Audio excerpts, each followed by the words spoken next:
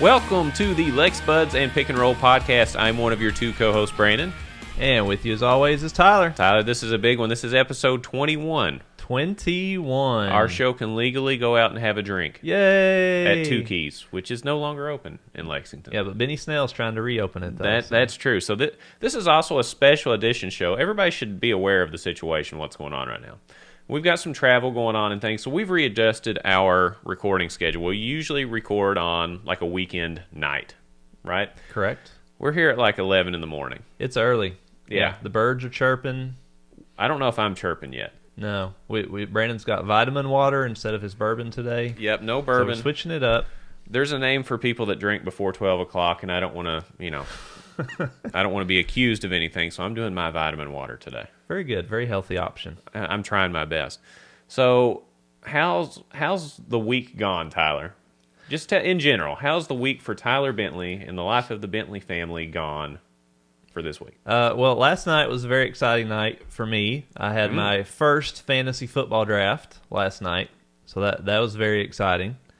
And I also finished Season 7 of Game of Thrones after I finished my fantasy draft You already last night. finished Season 7? You just finished Season 6 not that long ago. Yeah, well, when you check them out from the library, they only give you a week before you have to take it back, so I have to plow through them so that I can What are your not have thoughts? to pay my late fee. What are your thoughts? I'm very excited to see where the last season goes. So, it ends with the White Walkers plunging through Oh, wait, the wall. Spoiler alert. Okay, go ahead. I mean, it's been like 3 years. That's so all right. Hopefully people... I don't know what the statute of I'm limitations probably is. the only person who hasn't seen it at this point. We don't want to get sued or anything, so statute of limitations maybe, but go ahead. Yeah, so the White Walkers plowed through the wall with their dragon, and so now I'm like, how are they gonna? There's too many of them. How are they gonna kill all these White Walkers, Brandon? It seems like, I mean, now that they've got a dragon, how do you defeat them? I don't know. I feel like this is not looking good. I feel like everybody's just gonna die. Yeah, well, you're in for a treat, sir. I watched the whole series. I was on pins and needles when it was coming out, so I think you will thoroughly enjoy it. However, the last season of Game of Thrones is very polarizing. Mm-hmm. I've heard most people didn't like the last season, so well, you're either going to be all in or you're going to be like, man, this is a bummer. well, how were you when you watched it? I could see both sides. There were some things that I won't, without giving it away, Tyler, because you haven't seen it. Mm-hmm. There are some things that I thought would very easily happen at some point in the show that happened, and some people were like, well, I didn't know that was going to happen. What the heck? And then there were some parts where I was like, didn't expect that. It's kind of all over the place. So you'll have to make your own decision and see. Okay. Well, as long as the library has it in stock, I'll pick it up this week and can maybe report back on the next show. Oh, I can't wait to hear the report. I cannot wait to hear the report. Yeah. How about you, sir? How's your week been? Man, it has been just another exhausting week of teaching. I did take a part-time job as a tutor/teacher. Yep. A little exhausting, but I am making my way through. Still as frustrated as I was on the last show, so I won't rehash that because nobody wants to hear me yell again. But let's just say that we got a lot of feedback on that video when we posted it on our Facebook page. Again, if you can't find us, just search Lex Buds and Pick and Roll on Facebook. We had a lot of interaction with that particular segment of the show, and I was worried that I would be the only one expressing frustration, and thankfully I wasn't. But, we'll see how it goes. There's no other option right now, so I'm just like, well, we'll go on. There's a reason this bourbon bottle's almost empty. It is. There's I'll say not that. much left. There's a reason that this bottle of bourbon on the table is getting more and more empty. Yeah, it'd be cool if you go back and watch the last couple shows online. You can just see it gradually going down. Yeah, it definitely is. But other than that, I mean, just struggling through and trying to get through every day of life alive. Fantastic. Getting alive is always Kind of good. like Game of Thrones. They're all trying to get from the next one step to the next alive. I feel like I'm in Game of Thrones, only it's the school edition. Yeah, I see a lot of similarities, and I may talk more about this next week, between Game of Thrones and our current political climate, and that even when there's a real issue, you still can't get people to agree to it and get people to help do anything about it. Oh, so this could be an excellent segment, Tyler. Yeah, I may have to put some more thought into that because I really see a lot of parallels between the show and what's going on. That sounds like the potential for a great article on our website, lexbuds.com. Yeah. See how I did that? I brought it full circle, and I brought our website Yeah. into it too. And then you just put it on me to write a new article. That's correct. Okay. You shouldn't have said anything. So a lot of pressure, Tyler. We can't wait to hear not only your comments on the entire season 8, season 8 of Game of Thrones, but also your article.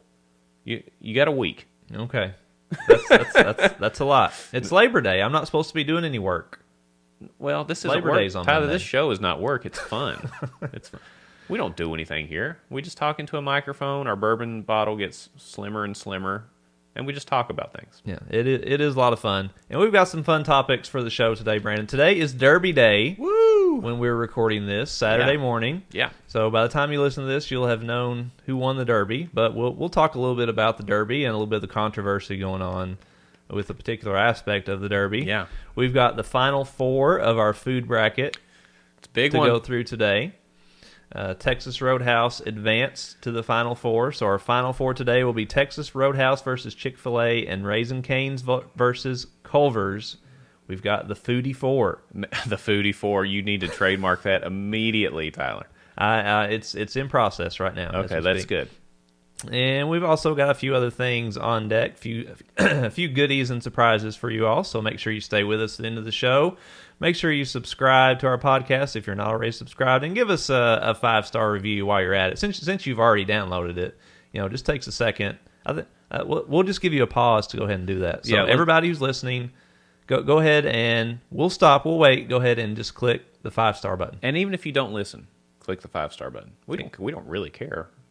Okay, let's do it. Okay. We'll pause for station identification. That's what they used to say, right? Yeah. Pause okay. Okay, That's we'll as far as I can do, Tyler. I can't wait 10 seconds. Okay. Okay, that was good. All right. There you go. Good pause. All right, so we've got that and some more goodies on tap for you today. So, Brandon, where would you like to start? We've got food bracket, we've got the Derby, we've got kickoff time for Auburn announced. Well, I think... What are you feeling today? I mean, today's Derby Day. I feel like it would be cheating the Derby if we didn't lead with it. Sure, why not? I mean, it makes sense to me.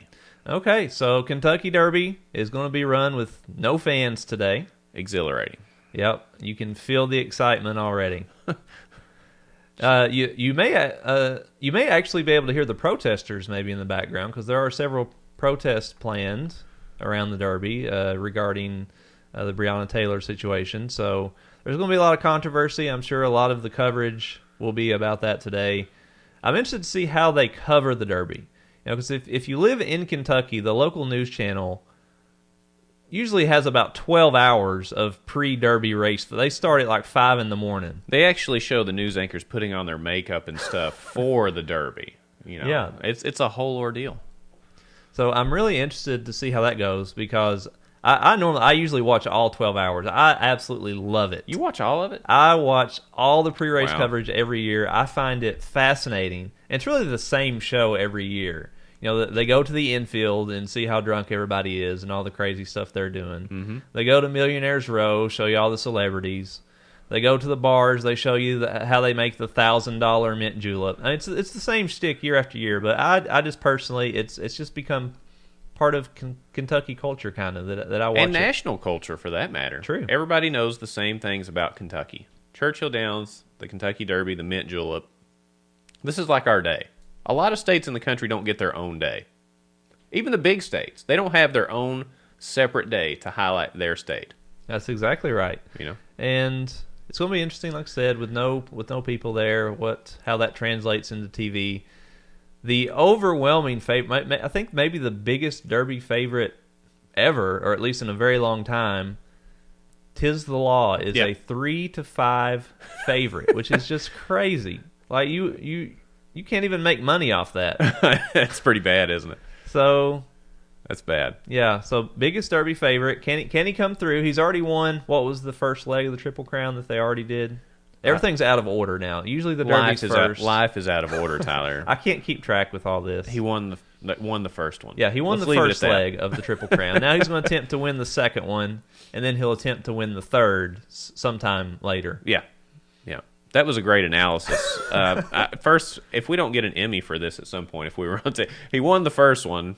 We hope he wins the second one, and he might win the third one. Yeah. This is why you watch this show, because we break it down like nobody else. Yeah, this is what we're here for. Forget all the handicappers, all these professional guys at Keeneland who do this stuff. You come to us for your horse racing analysis. Absolutely, we've got it down to the T. I mean, we're good.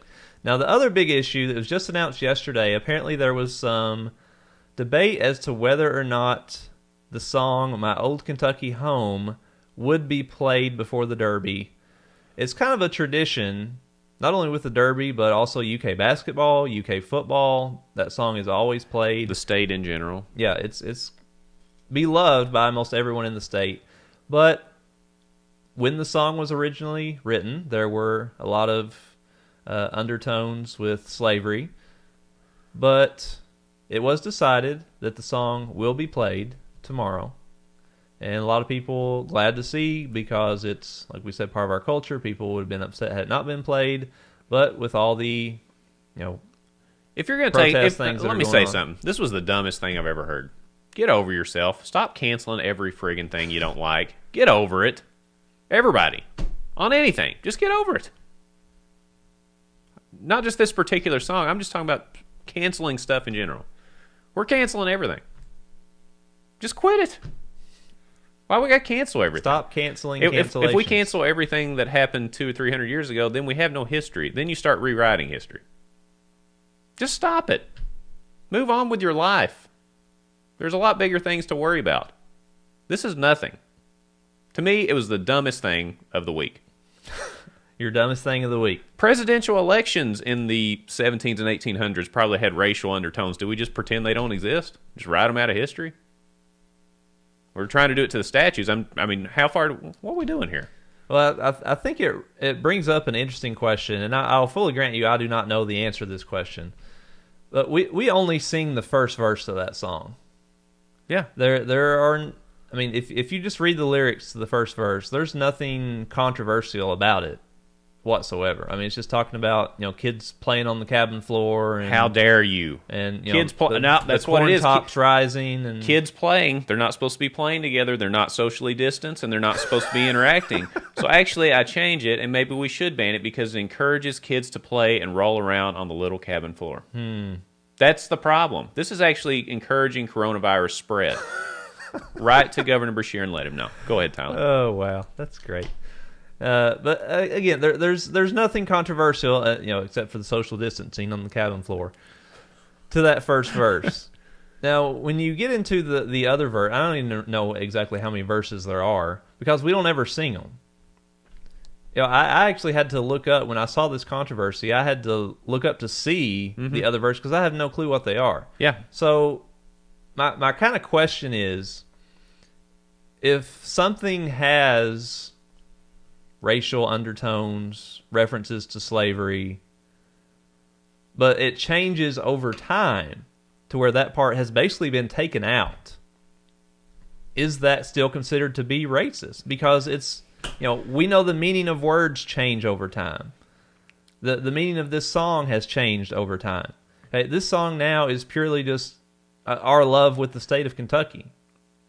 So just because something originally had that in it, if it changes and the meaning changes, is it still considered to be racist and still a reference to slavery? Let me tell you this, Tyler, and this may be controversial, but there is a segment of the population that would consider the fact that there's two white guys hosting a podcast racist. They will find race in everything, okay? Sometimes it's just not there. In this case, I've got a great compromise. Since everybody only knows the first verse, why don't we call it the My Old Kentucky Home Remix Edition 2020 and just have one verse and just get rid of the other ones? No, it's already one verse. That's what I'm saying. Yeah. Problem solved. If you would have told me, hey, they got rid of the other three verses of My Old Kentucky Home, I'd be like, okay, what were they? Yeah. Do you think anybody knows the other verses without looking them up? Do you think anybody knows the other verses to My Old Kentucky Home? Yeah, that's the solution, though. Just cut them out.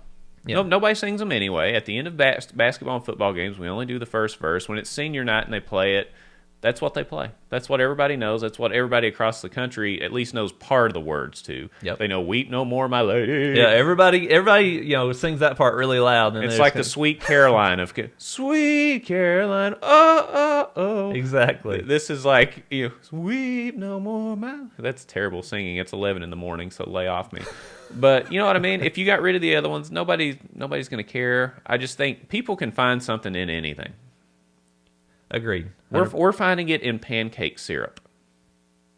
With We the what was it? Aunt Jemima. Yep, she had to go. I mean, you can find, if you just keep digging, you'll find something. If you want to be mad at something, you'll find something. I just say get over yourself. Let's compromise with everybody. Let's have a kumbaya moment, Tyler, and everybody just go with the remix 2020, first verse only. Leave it at that, and then I think everybody's happy.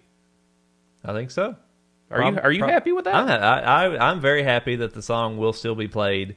It wouldn't be the same, man. I love that song. I sometimes when I'm rocking my 2-year-old to sleep at night, I will just sing "My Old Kentucky Home" to put her to bed. So it's a love affair, man. It's just part of our culture. It's part of our state. Absolutely. And the verses sung, I don't see. There's nothing controversial about it. Well, let me ask you this. Like I said, it's a good question. Can things change and the meanings of things change over time? Well, yeah, it can. But here's another question, Ty. Let's play worst case scenario here and say the song does just go away. What's the new Kentucky song? What do you got? Now, Billy Ray Cyrus is from Flatwoods, Kentucky, I believe. Mm-hmm. Do we do Achy Breaky Heart? What about Elvis Presley, Kentucky Rain? No. I think you gotta have Kentucky in the name. You can't just somebody's from Kentucky. The song has to be about Kentucky. Elvis has racial undertones, Tyler, because a lot of people think that he stole music from a certain culture. So no, that's out. No Elvis. Huh. Okay. Well, crap. And boom goes That's the only song I had with Kentucky in the name. Are there any other songs about Kentucky or have Kentucky in the title? That's what I'm asking. What are we going to replace it with? So then you got to start looking at people from Kentucky that sing songs about Kentucky. That's going to be tough. Well, you had the Johnny Cash song where he left Kentucky back in '49 and went to Detroit working on the assembly line. That's true, but that's about leaving Kentucky. Johnny Cash also lived a life full of excess and sinful behavior, so that's banned. What else? Okay, well, I guess we just can't have a song then. Everybody just hum. Yeah, Can we all just hum together? We'll just have a moment of silence for the playing of our song. Yeah, that's true. All right. Well, Brandon, I think, why don't we take a break, reassess things here, and we're going to come back. We're going to look at the Final Four of our food bracket. We're going to talk about Auburn in the first football game of the year. We've got some other sports and things going on in the news we'll talk about. And make sure you stay with us. We got a lot of fun stuff to come. Absolutely. It's going to be good.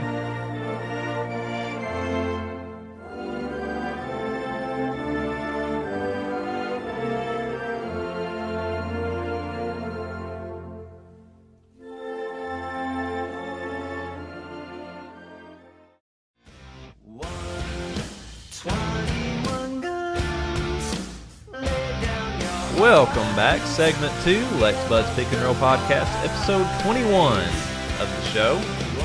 As Brandon said earlier, we are officially of drinking age, and this is the one episode where we're not drinking. So, what are the odds of that? Little ironic. It is, don't you think?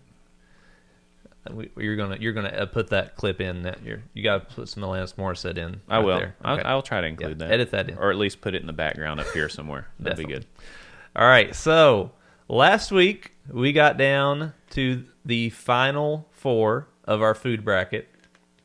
We had 3 that we all had, that you and I both had unanimous opinions on, which were Chick-fil-A, Cane's, and Culver's. Yep. So all 3 of those advanced during the show. We put up for vote to our fans, you, our audience, to vote between McDonald's and Texas Roadhouse. Now, Brandon, I was fully expecting this to be a nail-biter. Because McDonald's, I mean, it's iconic. It's kind of it is the gold standard, as Calipari says. With the golden arches. With the golden arches. And the golden fries. Yeah, you got the Big Mac, the fries, the Happy Meals. But it was a rout. Unbelievable. Texas Roadhouse got about 90% of the vote. I'm starting to question our audience a little bit. Our audience needs to think about what they're doing here. Maybe it's just you, Brandon, because we have put Texas Roadhouse up for vote 4 times because you have voted against it Every single time. You had Long John Silver's over it. You had Sonic over it. You had Panda Express. All reasonable you choices. had McDonald's.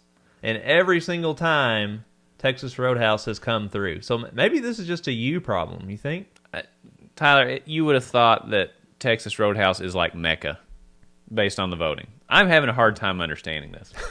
It is a slightly above average steakhouse where their signature dish are peanuts you throw on the floor and rolls. How on God's green earth is it in the Final Four? People love it, man. People are obsessed with Texas So Roadhouse. here, Lexington restaurateurs or entrepreneurs, if you want to get people in Kentucky to like your restaurant, find some sort of food to throw on the floor. They like to step on things. So there is your seat. Maybe Chipotle, for example, if they wanted to have advanced, maybe they let people rip up the tortilla shells and throw them in the floor. Yeah, or the chips. Or the 'cause they're chips. kind of crunchy like peanuts. so- Exact. Dump a bag of chips out and crunch on that. Apparently, that's what makes the difference for a lot of people on restaurants, That at is least the in our key. audience. And something free. People love anytime you get free rolls or free chips and salt. People love that. So I think another key is giving people something for free with their meal. Or making them think that it's free. True. And then overcharging for a slightly above average steak. Now I will say Texas Roadhouse, the price is pretty reasonable. They're not too expensive. Yeah, because the food quality is not that great. So, I mean, McDonald's is reasonable, but, who knows what you're eating? Mm-hmm. There's a reason the prices are reasonable, Tyler. This coming from the same guy who's been hyping Taco Bell for so long. How cheap are they, though? Yeah. So Texas Roadhouse is cheap too, but you didn't have a problem with Taco Bell. I don't, because it's better. Anyway, we're moving on. All right, so let's do this, Brandon. Let's go through our two Final Four matchups. Man, this is big. I'm not sure if we'll have agreement or not. We may have to put one or both of these up for vote. We'll see. But let's start with Chick-fil-A versus Texas Roadhouse. I'm assuming you're going Chick-fil-A as you've been anti-Roadhouse this whole time, but I guess I have to ask, who are you going? Here's where I'm getting into trouble with Chick-fil-A. Okay? Every time I drive by Chick-fil-A, the lines are starting to get out to the road. I don't know if you've noticed this, Tyler. Like, they've got double laps around the restaurant now. With 2 drive-through lanes, most of them. With 2 drive-through lanes, double laps around the restaurant. It is starting to wear thin on me. So I think that Chick-fil-A could almost be a victim of their own success. Does that make sense? It's starting to get to the point to where I'm like, do I really want to deal with this Chick-fil-A drive-thru? Yeah, you have to have a frame of mind going into Chick-fil-A that it's going to be a wait at the drive-thru. And even if you go in the lines to the door too, it doesn't matter. So you basically have to be willing to accept it's going to be a while before you get your food. Yeah. It's starting to wear a little bit thin, and I have to mentally prepare myself. It's like I'm getting ready to go into Gaddy Town with my kids. I have to mentally prepare that I'm going to hear screaming for 2 hours. With Chick-fil-A, I'm going to have to prepare to stay out in the road, give my signal, hope nobody hits me, and go through the 2 loops around. All that being said, it's way better than Texas Roadhouse, so Chick-fil-A moves on for me. I thought for a second you might be doubting Chick-fil-A. No, I just haven't had Texas Roadhouse in a long time. I can't vote for it. It's just nothing jumps off the page to me. Okay, well, let me tell you what I did this week. If you remember on the last show, I had a little issue with Chick-fil-A. If you haven't listened, last week, took the kids to Chick-fil-A, got them 2 kids' meals. They didn't put the French fries in with their kids' meals. So we got home, and kids like, where's my French fries? And there's tears, and what started with what is normally a happy moment, getting the kids' meal. So then I'm like, oh, here, have some chips. So I'm trying to find something to make them happy. Kind of like an Adam Sandler in the scene where he's at McDonald's like, will somebody get the kid a Happy Meal? Like, Yeah, I love that. I love just that. trying to find something to make them happy. So I put Chick-fil-A on notice last week. Okay. So I went there again this week to give them an opportunity to redeem themselves. Okay, ordered the same thing, got my meal, Oh. got 2 kids' meals. We got home, opened the bag. There's the nuggets, there's the fries, in with the kids' meals bag. So I'm like, oh, great, everything is good. No toy with the kids' meal. They forgot to put the toys no. in. Yes. So then they're like, where's the toys? And they're crying. Oh, no. Well, son of a gun. Chick-fil-A, you have screwed me over twice in 2 weeks with the kids' meals. They I didn't don't listen know to the what's show. going on. You would think you just already have the toys in the bags. That would make more sense, just to have those pre-ready to go. So Tyler, are you saying what I think you're getting ready to say? So if you remember, last week I said I'm giving Chick-fil-A one more chance to redeem themselves. Tyler. Wow. Or I'm going against them on the next show. Oh, my goodness. Last night, we've been talking about Texas Roadhouse so much that, honey, you know what? Let's get Texas Roadhouse. I've been craving. We've been talking about these rolls for so long. I didn't even care about the meal. I just want some. Can we just order a box of rolls and I would have been happy? Nobody cares about the meal, but go ahead. So we went to Texas Roadhouse. Now I want full disclosure. I was intending to vote for Texas Roadhouse. My vote was going to be Texas Roadhouse. Oh no. Okay. We get home. We get the food, and I'd ordered a loaded baked potato. Now, of course, when you order to go, they don't go ahead and put the cheese and the bacon. They put them all in little cups, so that it all doesn't melt together by the time you get it. You can put it on yourself. Smart. Okay, so I get out my baked potato, and then I see all these little cups at the bottom of the bag. Like, oh yeah, there's my cheese and bacon. There's everything. So I start pulling them out. First one, oh, this is the ranch dressing for my salad. Okay, great, that's good. Pull out the next cup. Oh, they gave us some extra ranch dressing. That's great. Okay, got plenty of ranch. 4 cups later, 4 cups of ranch dressing. Oh, no. No cups of butter. No cheese, no bacon, no sour cream. I got not even any butter. I just got a plain potato. So my loaded baked potato just became a baked potato. It became an unloaded baked potato. Yes. That's crazy. So I'm already aggravated. So I have to go into the refrigerator, get my own butter, get my can't believe it's not butter, my own bag of shredded cheese to put on it. So I'm already upset. I'm like, well, you know what? At least I got these delicious rolls. This is going to make everything better. Right. So open the box of rolls, get ready to go take a big bite. It's freezing cold. It tastes like it had been in the refrigerator. It was so cold. Oh, like, you have got to be kidding me. Tyler, no way, man. So, Texas Roadhouse, you blew it. You had the chance. You were all set to move on to the championship game, and you choked. Completely blew it. Chick-fil-A did nothing to help themselves, but at least my food was warm, and it did have all the food. They just didn't get the kid's toy in there. Wow. So, Texas Roadhouse, they are the 2018 Kentucky team. You know when the bracket just opened up in 2018? Yeah. When Virginia lost, Arizona, like the top 4 seeds all lost. Yeah. Kentucky had an easy path to the Final Four. Everything opened up, and they choked against Kansas State when PJ missed like 35 free throws. Yeah. Not that I'm still bitter. That's all right. But Texas Roadhouse just had this opportunity open up, and they choked. So I'm going Chick-fil-A because Texas Roadhouse massively screwed up my order last night for dinner. Unbelievable. Chick-fil-A moves on. Unbelievable, Ty. I'm shocked. I'm not sure where to go with this because when you were originally describing it to me, see, it reminded me of a different team. It reminded me of the 2015 team where Kentucky's ahead in the last 3 minutes. All we got to do is run a couple of consistent plays, and we're good. What do? 3 shot clock violations in a row. You've got ranch, an unloaded potato, and you've got cold rolls. Those are your 3 shot clock violations right there. Very good comparison. And it's in the same round of the Final Four to beat it all. Not bad. Yeah. So all right. I'm surprised, Tyler. I actually hate to see Texas Roadhouse go out that way. They had it, man. They had it right in their grasp. I voted against them. I put Long John Silver's as head of Texas Roadhouse in the first round. So you know that I mean, it's okay. I hate to see them go out like this, but when one of your signature dishes that you have been very excited about talking about, the rolls, comes out straight out of the fridge, yep, that's not acceptable. It's not. It was and it's like, what do you do once you've already got home? Like, you're not going to pack everything back up, take it back. So I just had to eat my cold rolls. Very disappointing. Texas Roadhouse snatches defeat from the jaws of victory. Unbelievable. Chick-fil-A moves on to the finals. Oh, my goodness. This is big, Tyler. That was a bold move. I didn't see it coming. I'm just really surprised.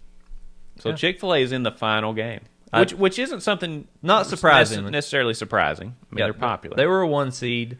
Now, full honesty, I think if we put every matchup up for vote, I think Chick-fil-A's winning. See, that's the problem with them being in the title game. It can't be a tiebreaker because there's no way they're going to lose. Agreed. So we've got to come up with a definitive argument and answer for this final game. and make it definitive. Somebody, this can't be a wishy-washy thing. We're going to have to sleep on this, do our homework, really research this final game. Maybe we could bring in, some samples from both places and maybe they'll donate do like a live taste test. That's true. So what's the other side here? Okay, so we've got on the other side the 2-seed Raising Cane's. Who I still can't believe you picked them over Taco Bell last week. Still a little surprised by that one. And the Cinderella Story, the 8-seed Culver's. So we've got Raising Cane's, we've got Culver's.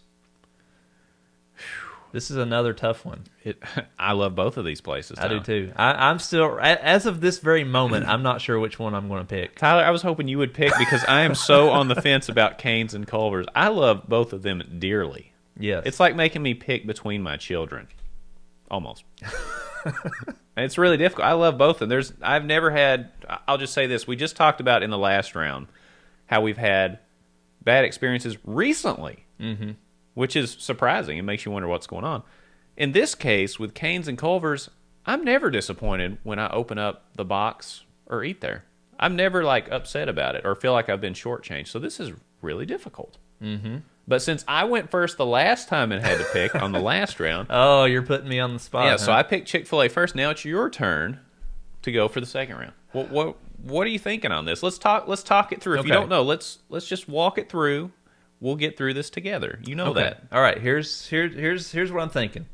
The NCAA tournament is all about who gets hot at the right time, who is peaking during those 3 weeks of March. Because you can have a horrible November, December, which we've seen Kentucky do many times, but Calipari always has them ready for March.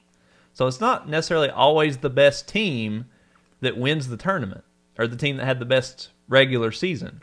It's the team who is performing the best at this particular time. I agree with you, because otherwise, why play the tournament? If you're just going to give it to the best team, then Kansas, Duke, and Kentucky win every year. Exactly. So that's not why we do this tournament. Yeah. So I would have normally picked Chick-fil-A in a landslide, but because I got a bad recent experience, I was prepared to go Texas Roadhouse. Mm-hmm. But then they even had a worse experience. So here's my thinking. Okay. We go to Culver's probably at least once a week. Tyler, you said that about 10 restaurants on here. How often do you guys eat out? Well, I like to eat I've got to know. I've got to know now. I'm curious. Don't act like you don't either. Well, yeah, that's true. But we go there at least once a week because it's near where we take our kids for their swim lessons. So a lot of times we'll just pick it up on the way back. Yeah, good call. And I can't tell you the last time that they've ever messed up my order. Mm-hmm. I can't think of it. I don't think they've ever messed up. Even with the burger, with multiple toppings, to eat something easy to mess up with the burger toppings. Yeah. Culver's always gets it right. The desserts are fantastic. I love the concrete mixers. Oh, they're so good. Just delicious. Everything is good. Everything on the menu is good, not just the burgers. Okay.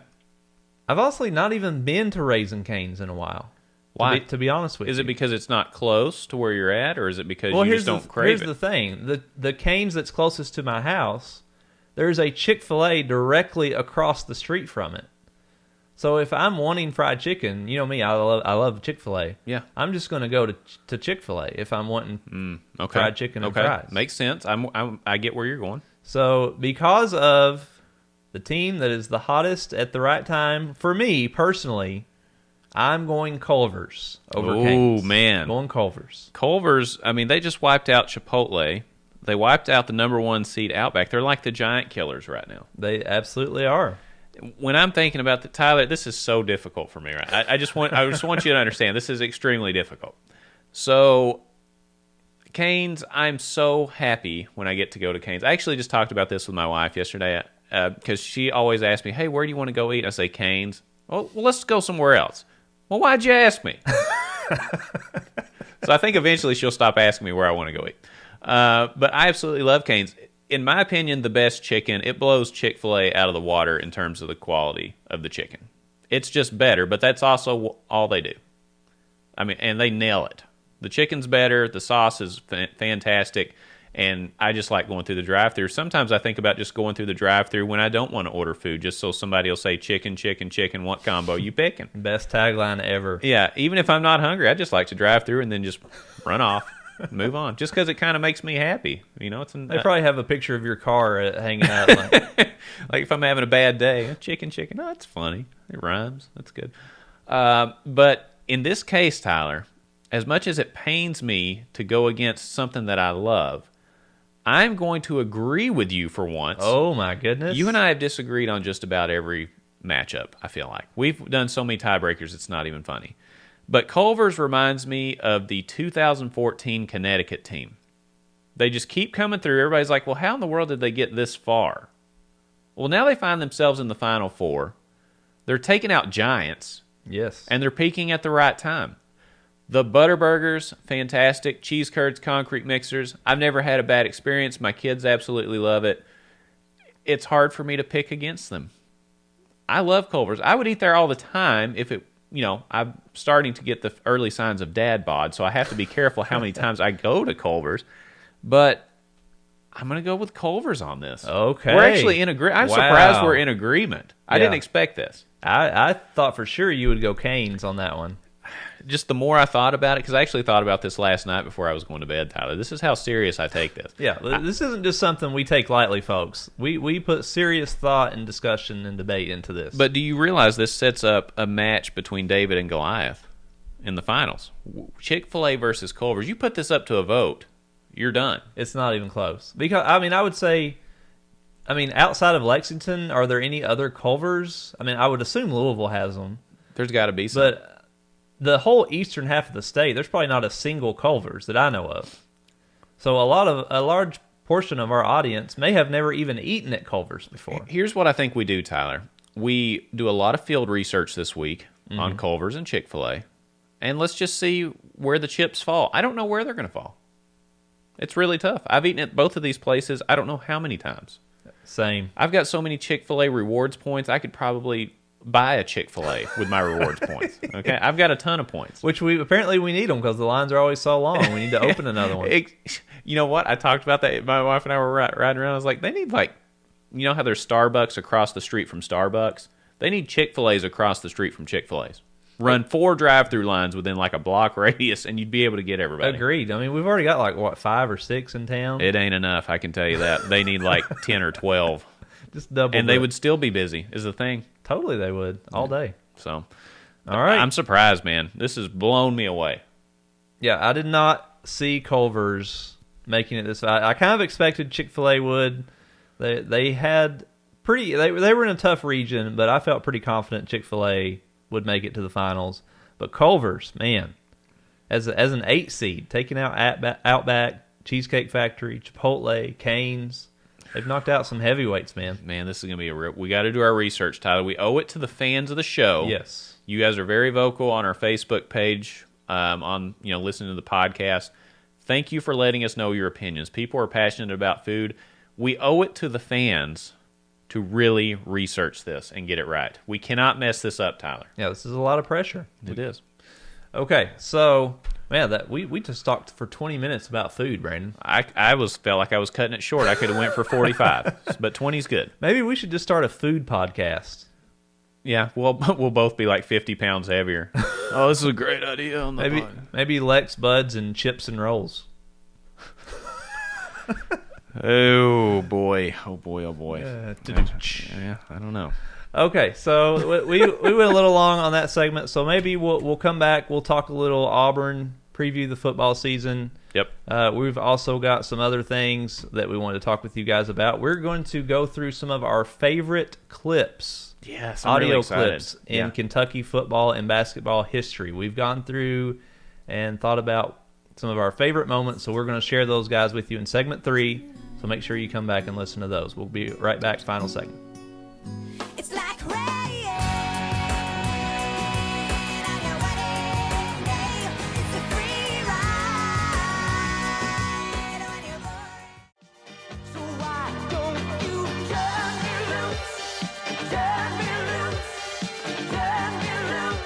loose? Welcome back to the Lex Buds and Pick and Roll podcast. Segment 3, Tyler. As Schoolhouse Rock has taught us, 3 is the magic number, so hopefully this is a magic segment. I think every segment is magic on this show. Well, that's great. Whoop-de-doo. I think the last one was good, though. I enjoyed going through the Foodie 4. bracket. The Foodie 4. The Foodie yes. 4. Trademark pending. Yes.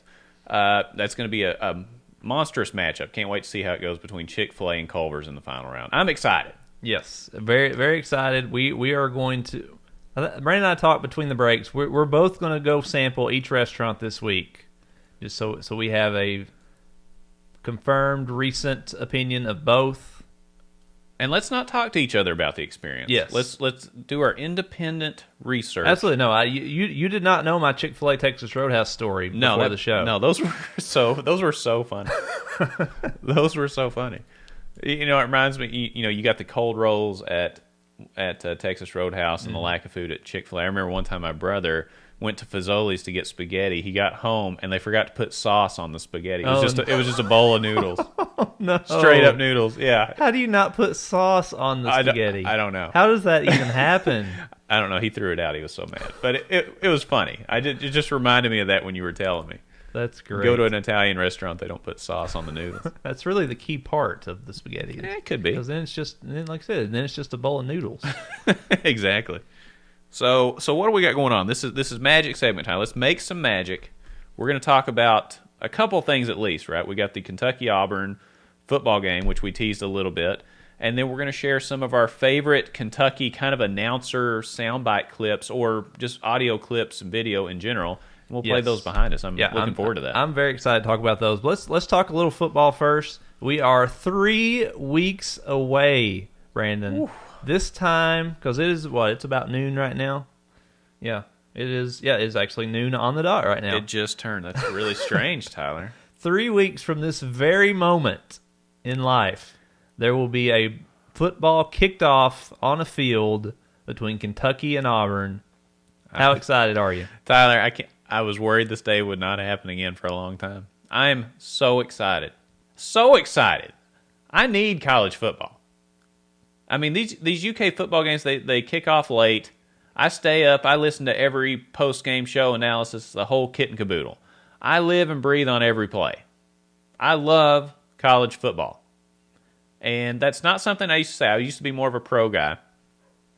And mostly because Kentucky was getting the crap beat out of them for most of my It was hard existence. To be a football fan. Yeah, hard to be a football fan. But Stoops has got me jacked up about this team. We've got some of the best position players we've ever had at this school. We're starting to get to the point to where it's not like, okay, how bad are we going to get blown out by Alabama? It's like, hey, if we do a couple things right, this could be a game. When do we ever do that? And it goes just like this game. The first game against Auburn, it's a noon kickoff.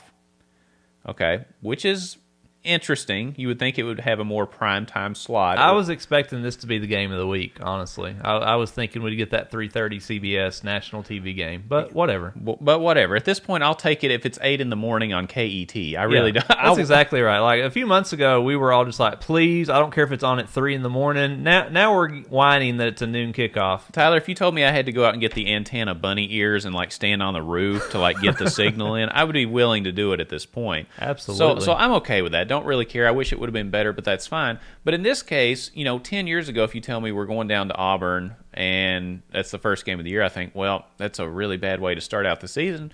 But in my opinion, we've got just as good a shot to win the game as any other game we have this year, with the exception of maybe like the Alabama game or something like that. We've got a shot in all these. And nobody knows what's going to happen, right? This coronavirus thing has thrown everybody's training and prep for the offseason into a tizzy. Like, we don't really know what these players did when they had all this downtime, right, and everything was closed. We're going to find out when the ball gets kicked off, who put in the work and who just coasted along. And we have no clue. We have no way to know what's going to happen. The coaches can have their press conferences and tell you that somebody looks good or somebody doesn't, but it's all going to be comparative to what everybody else in the country has done during this off time. We have no clue. On top of that, we still have 3 weeks for people to get the virus. Mm-hmm. So you're in a situation where, heaven forbid, you think that Terry Wilson's going to go in as your starting quarterback and then 3 days before test positive and has to sit out not only for that game but for the next 2. We are going to be week by week and actually day by day on this team. So buckle up. It's going to be a bumpy season. I think it's going to be a fun one because we're, playing powerhouses essentially every week. But just brace yourself. We have no clue what's going to happen. And I just can't wait to go on the ride. It's going to be one of the most memorable college football seasons, and maybe the most memorable that we have in our entire life, just because of the circumstances. Yeah, you mentioned obviously the big elephant in the room. Who's gonna be sick? Who's gonna have the most players who get sick and have to sit out? Auburn, actually, I don't know if you saw this, I think had about a dozen players that are currently missing practice because they've tested positive. Now we assume that in 3 weeks that they'll be back and those players will be able to play.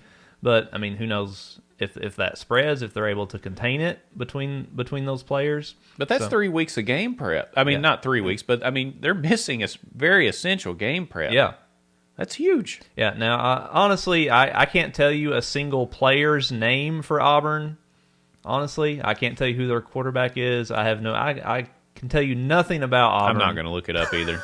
Not worth my time. I mean, can you name a player for Auburn, Brandon? Sure. Okay. Not going to, but yeah, I can. Okay. Does Bo Jackson still play for Auburn? Yeah. Or Cadillac Williams? Yeah, Cadillac Williams. Jeez. Was it Ronnie Brown? Ronnie Brown and Cadillac Cadillac. Williams. Mm-hmm. Well, I hope not, because they'll drill us. Yeah, that would be a terrific trio right there. Let's hope they're not still playing. Yeah. But I love the fact that it's a noon kickoff. I actually like the fact. This would be my most preferred time. Interesting. Okay. Because I think that takes away what little home field advantage Auburn is going to have. I think they've said they're going to have maybe 15-20% capacity or something of fans. Hey, we all know in the SEC, the fans get rowdier as the day goes on because they've had more alcohol to consume. Surely not. It's just school spirit, Tyler. So they've had a little less time to get inebriated before a noon kickoff. So I think it's going to be a somewhat more subdued environment that would have been for 3:30 or definitely a night game. So when we're playing away games, I prefer noon kickoffs. I want to play noon kickoffs for every road game. That is fine with me. I think it helps Kentucky's chances with dealing with the Auburn's home environment. Yep. So I think we couldn't have asked for a better situation with kickoff time. Yeah, and I think even if you have these SEC games like at 7, 8 o'clock kickoffs, if you're having 15-20% capacity, it really is not going to impact anything. When you're in the end zone and the other team's trying to yell at you and there's only 15% capacity, you're going to be able to hear everything. Oh yeah. So really, those fans are just there to help give money to the school in the form of tickets. You're not getting a home field advantage anymore. You're having a glorified spring game practice. Yeah, that is. That's all it is. So home field advantages are out, and that includes Kentucky. I mean, I'm assuming there'll be some capacity limit if we're allowed to have fans at all. It's just not going to be here this year. It's just for the, basically the athletics departments to keep afloat. They have to have some ticket sales, or you'd be surprised how quickly a lot of things fall apart if the athletics departments fall apart at these schools. So they got to have somebody in there, but creating a home field advantage, the only one that I can think of is the Bell. Oh, the Mississippi State with the Cowbells? Yeah, absolutely. So we'll see. Yeah, how nice is it just to be talking about sports? We are there's actually college football on today. Yeah. I know EKU plays Marshall today, and there are several other kind of smaller conferences playing today. So we've got college football, we've got the Derby, we've got NBA playoffs. Playoffs. We got to put that drop in. Yeah, we do every time. I don't know. There's the Tour de France. I mean, there's all kinds of sports Breaking going on. out the Tour de France. Wow. Okay. Well, So it's so great to actually have some sports back for our sports podcast. who would have thought, I mean, I never will forget. We have to remind people. We started this podcast, I think, the week before the SEC tournament was getting ready to start, and we were so excited to talk about the SEC tournament. We're like, hey, let's wait. Let's do it right before the SEC tournament, and we'll start our podcast. Wrong. Everything went downhill. We have not talked any legitimate games since we started. We thought March would be the ideal time. Like, hey, let's get this ready so that we're good to go right when March Madness is kicking off. That's when people's interest is kind of peaked with college sports and college basketball. This will get all kinds of people watching, and it did not happen, Tyler. At all. Wah. But we finally have it. I'm excited, and we've got some exciting things in store for the football and basketball season as well that we'll share with you on a future episode, so stay tuned on that one. We do. Now, Brandon, we're going to do... I had an idea a couple weeks ago, and what brought this about, all the news is about the presidential election, and anytime I see something about the president or anything dealing with anything presidential, the first thing that usually comes to my mind is from 2010 when the Kentucky basketball team got to talk to President Obama on the phone. Do you remember that? Yeah, that was huge. Yeah. They just done the big Hoops for Haiti fundraiser, and President Obama called to congratulate them for all they had done for raising money for people in Haiti. And, of course, DeMarcus Cousins gets on the phone to talk to the president, and he has the kind of famous line, "Hello, Mr. President, this is DeMarcus Cousins." Yes. One of my favorite sound bites of all time. I just love it. Like, "Hello, Mr. President, this is DeMarcus Cousins." In world history, even. It's great. So it kind of got me thinking, what are the best sound bites in UK basketball and football history? So when I say sound bite, this could be something that a player said either during the game or in an interview, something the coach said during the interview, could be something the announcer said during the game, could just anything, any sound bite associated with UK football or basketball. And so Brandon and I have picked our favorite two. We'll go through our top two for each ones. I posted this on our Facebook page to see what some of the fans thought. One that was mentioned that I didn't remember is someone said that during a UK football game when Jared Lorenzen was playing that they're talking about his weight, and they said he's an M&M under 300 pounds. He's one M&M away from being 300 pounds. Like, I don't remember that, but I thought that was We got to hilarious. dig that up. Yeah, if anybody can find that one, that was fantastic. Yeah. So we're going to share our top two with you guys. If you have others, please write us on Facebook or at LexBuds on Twitter. And maybe we can just kind of do this, over the next couple of shows. Just share a few of our favorite clips. Yeah, we'll sprinkle them throughout like fairy dust, Tyler. We'll just sprinkle some Kentucky magic dust on the show. Or as Calipari says, the blue dust. The blue dust. Yeah. Well, Calipari says a lot of things, He doesn't does. We could do a whole bit just on Calipari. So Tyler, bites. what do you want to do? Do you want to do one of yours and then I'll do one of mine? We'll just alternate here. You just play them, and if it's one of mine, I'll talk about it. Well, let's start since we just talked about football. Okay. I'm going to make an easy transition. This is one, Tyler, if you'll recall, you and I were together at this game. This was 2007 UK Louisville football. And we were staying at a family member's house in Ohio at the time. Mm-hmm. Everybody was dead asleep. We were the only two in the house awake. Yep. Yeah, we were the only two in the house awake. We're sitting there by the TV, which is turned down because everybody's asleep. Louisville's ranked in the top 10.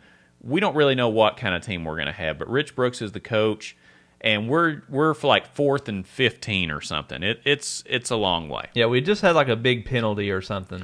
Yeah, we had like a holding penalty that sent us back, and we were in deep trouble. It was basically our last gasp effort. And what happened, Tyler? Andre Woodson finds Stevie Johnson, who got loose. Stevie got loose. So I'm going to play that right now. I just reliving this. I could watch this all day, every day on a loop. It's great. So you ready? Yeah, let's go. Let's I'm see. ready. Okay. Let me make sure it's turned up here. Yeah, that would be helpful. It would be. This is great. To the Kentucky 43. Woodson from the gun. Play fake. Step it up. He's throwing deep down the near sideline. He's got Johnson. 20. Down. 5. Touchdown. Kentucky. Wow. 13 is a lucky number.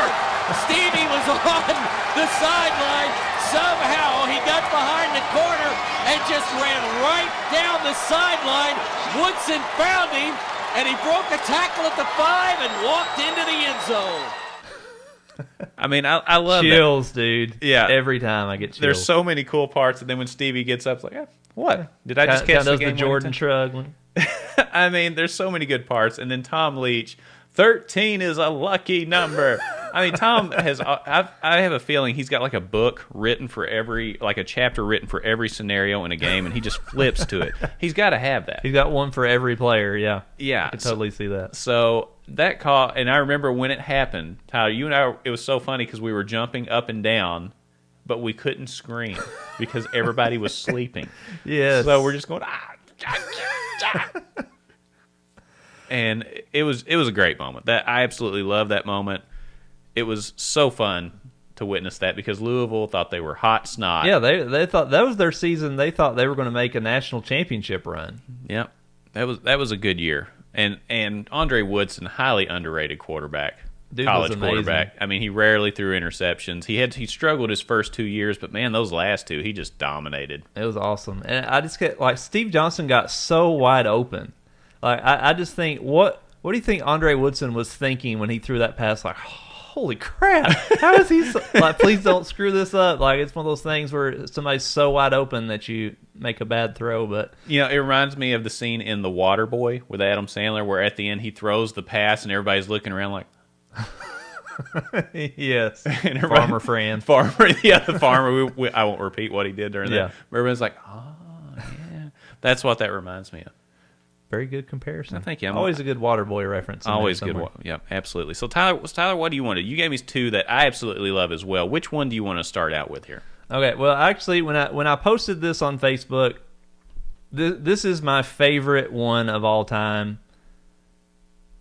Going back to 2014, when Kentucky has the magical run and Aaron Harrison is just hitting shot after shot, game winner, buzzer beater after buzzer beater. And I was actually at the Michigan game, the game before this, Brandon. Me and my wife went to that one. Yeah. And we were sitting behind the goal that Aaron Harrison hit the shot on. So we got Kim actually recorded it, and we still have it on video. I was terrified. I couldn't even fathom the idea of trying to film it, but thankfully she did. So we have this awesome video of right behind the goal of Aaron hitting that shot. But the next game, Wisconsin in the Final Four, Jim Nantz, absolute impeccable timing, the way he calls this shot. Let's go ahead and play that one. Yeah, this is amazing. All right, you ready? Ready. Andrew Harrison, underneath, bounce to Dakari Johnson, back outside. This is the point where he always hits it. Oh! Aaron Harrison beyond belief. That's the first three he's taken, and Look how far out he was on that. Wisconsin has been so conscious of penetration. Their whole game has been back off and play penetration. Rosser doesn't play the clock here. He backs off just a split second. And that gives Harrison. Oh, can you imagine being his parents? And that's Aaron Sr. So Man. Jim Nantz just kills it on that. I'm sorry. I mean, to say this is the point where he always hits it, and then a split second later, he hits it. I mean, he's actually saying that the ball is in the air as he is saying that. Yeah, he knows. Everybody knows what's going to happen. And it's weird if you look at the trajectory of the ball, when he releases the shot, you're like, oh God, it's going to hit the back of the rim. It like goes crooked. I don't understand the physics behind that ball going in the basket. It was crazy. Yeah, that was so amazing. That whole run in the tournament is still just surreal. I'm just like, how does somebody do that? I don't know that can be replicated again. No, that was the most fun turn. Even though we didn't win the title, that's the most fun tournament run ever. Easily. Absolutely. And of course, we know what would happen next year with Wisconsin, which we try not to we talk don't about have to too play much. anything from that game. No. Well, let me tell you something that I got to witness in person. So you were there at the Michigan game, which is really cool. I'm sure that was exciting. But for me, I will never forget, and this is going to be a little bit longer of a clip, but actually we'll scoot through here. Let's do this. So I was at Rupp Arena when Tayshaun Prince made the 5 threes to start the game. Oh, yeah, the North Carolina game. I was in the fan section, and he just, the first 2 threes, you're like, okay, Prince is going to have a good game. He was one of the Player of the Year candidates for the SEC. Is nationally known. He's going to have a good year. But I had no idea what was to come. Okay, Nobody did. so we're going to pick this up. We're not going to play the whole clip because it's a little long. But in this clip, Tayshaun has already hit 2 of the threes that he hit. The next 3 come very, very quickly. So if you miss a second, you're going to miss the whole thing here. But this is with J.P. Blevins is on the floor, Marquise Estel, Keith Bogans, and somebody else that's not Tayshaun Prince hitting 5 threes. But we'll pick it up from there. Do you recall this game, Tyler? I'm sure you do. Absolutely. Yeah, when he pulls up from the U at the end. Yeah. Chris giving a little message here. North Carolina 4 for 5 from the floor to start. Kentucky 2 out of 3. Loose ball. Wildcats have it. Pitch around to Prince. Another 3. Oh, he's in his zone. And a tough thing for Capel now is if you go up on him, he's going to put it on the floor, and then he finds people. Good distributor as well. Might as well get Capel in the mix to counter him. Good job. Capel works hard off the glass. The follow, up and down. Boyd Lang working hard with 8 points. So far, it's... Now, see, at this point, you know, they're basically going back and forth trading buckets. The difference is we're trading 3s for 2s here. Mm-hmm. Everybody in the crowd at this point, after he hit the third shot, said it was kind of a joke. It's like, well, just give it to Tayshaun, let him throw it up. He's made 3, but in a joking way. Right. Not that he Not would seriously. Not that he would like just jack up 3s. Well, Prince versus Lang. I'll tell you, he's trying to get everybody involved here, Lang, as he checks the crowd out. Just get down and guard your guy, Chris. Tayshaun Prince wants another. Could he make it 4? Yes! Oh, they switched Johnson on him. Well, that's the danger when a great player gets off. Can't rush into a turnover if you're Carolina. 4 threes. Oh, no! Oh, my! How good is that? He's got the puppy set off the bus. Oh, 15 for Tayshaun Prince, and they're all 3 balls. 5 for 5. Carolina go inside for composure. And here they force the walk with the good pressure D. Tayshaun is not a prince, he's a king. Stroking the tray. Tayshaun is not a prince, he's a king. I mean, Tyler, when he hit the 4-3, you know, we just talked. So after the third one, everybody's like, just give it to Tayshaun. Right. Well, he just does some kind of crossover and hits his 4th one. Everybody starts to lose it. I think, I don't know if I've ever heard the place that loud. Until Tayshaun demands that when the UNC player turns the ball over, he's like, hey, just give it to me. Just give me the ball. And because I think he knew what he was going to do, and he wanted to dribble it up and do it. He was testing himself. Because he's not the point guard. He's not normally bringing the ball off the floor. He called out, give me the ball. Dribbles it up and pulls up from the logo.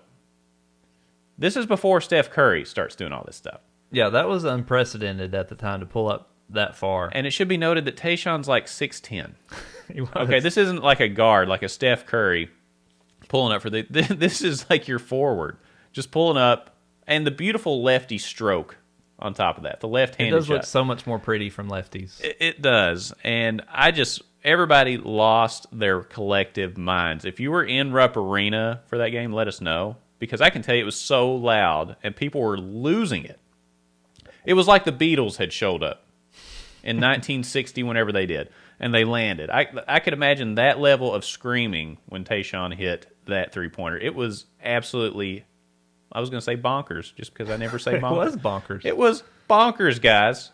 Absolutely crazy. I loved it. Yeah, the cojones of Tayshaun to pull up from the logo. I mean, my goodness. Because if he doesn't hit that, you know Tubby's... I mean, granted, he's made 4 in a row before that, but Tubby's not the kind of guy who's going to appreciate that shot selection if it doesn't go in. But amazingly, it went. And then Bill Raftery with he's got the puppies set off the bus. I know. It's just, I mean, Bill Raftery has so many good one-liners, and he was the perfect guy for that call. It was a beautiful thing. You know, the only unfortunate thing is all the versions that I could find looked like they were recorded with a potato. like the footage sucks, and then it's got the graphic cut in where it's showing the the scores. Yeah, dun, dun, dun, dun, dun, dun, dun. Yeah, but the good thing is that cuts out right before he hits the three, so it's kind of like the world knew, the universe knew that Tayshaun was getting ready to do something, so they got out of the way for just a brief minute. It was good. It was good nostalgia right there. Absolutely. All right, so we got one more clip. This is from 2010. This is actually John Wall's first game as a Kentucky Wildcat because he had to sit out the actual first game. Yep. He hits a game-winning shot against Miami of Ohio, who we were, probably 20-point favorites in that game? Easily. Was expected to be a blowout. Miami of Ohio had a chance to win the game. They hit a big 3 to tie it right before Wall's buzzer beater. But my clip is not from the game. It's not the buzzer beater. It is post-game. Miami of Ohio's coach, Charlie Cole, gave probably my favorite post-game interview of all time when he gets asked the question by a reporter, how did you let this one slip away? Because they had a big lead at one point. Oh, yeah. How did you let the game slip away? And here is Charlie's response. And let's keep in mind who's on this team. This is Wall, Cousins, Patrick Patterson, Eric Bledsoe, Daniel Orton. Yeah. All 5 guys end up being first-round picks. Absolutely. Let's see here. Here we go. Are you ready? Ready. All right. You got some good Nice intro ad music. there. Yep. Yeah. Nice ad. I can't believe you asked that. I really can't believe it. Let me see here. Kentucky Wildcats, number 4 in the country. I'm hearing 4 first-round draft choices. And you're asking me how that got away from me? Why don't you ask John why it was so close? Wow, I'm not going to answer that question, man. Get beat, we come up with a brilliant effort? Wow, how things change. Before the game, all I heard was, boy, this and that. They start playing. They're the Big Blue. You ought to know that. I'm not mad at you, but where have you been? And where are you from, sir? You're from Lexington. Oh, my Lord. How did it get away from me? So, in other words, let me get this right.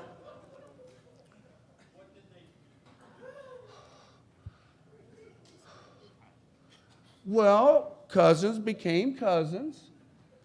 You remember John Wall?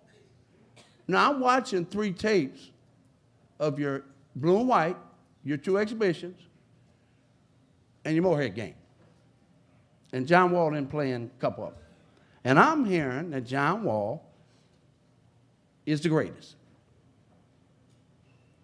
Right? That's how it got away. Oh, man. There are so many good things about that one. First of all, I love Charlie Cole. He was a hilarious guy. But yeah, boy, before the game, all I heard was, boy, this and that. Exactly. You couldn't articulate everything. So just boy, this and that. I heard this and that. It is great, man. I absolutely loved it. And, it's true. It is true. I mean, they should not have been in the game. And this goes back to show how hard it is to win with freshmen, too, because even with John Wall, DeMarcus Cousins, Daniel Orton, and a junior Patrick Patterson, they still struggled to win games early. They did. So imagine and Eric Bledsoe. Yep. So imagine what happens when we bring in not top-tier freshmen and try to compete the first 3 months of the season. We get beat. That's what's happened the last few years. Exactly. So it's a good reminder of how much our teams struggle to gel and get together. I mean, this isn't a new thing, but even with your top-tier talent, it takes time, man. It takes time. Yeah, it absolutely does. And I love he said 4 first-round draft choices. We ended up with 5. I don't think anybody saw Daniel Orton being a first-round pick. I think that's probably where he missed one there. Mm-hmm. But, man, just great. Why don't you ask John why it was so close? It's a reasonable question.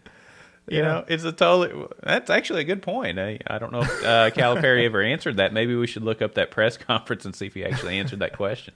I don't know. But yeah, just great post-game interview. So many good memories from that 2010 team, man. That was a fun team. Oh, it was a fun ride. Absolutely loved it.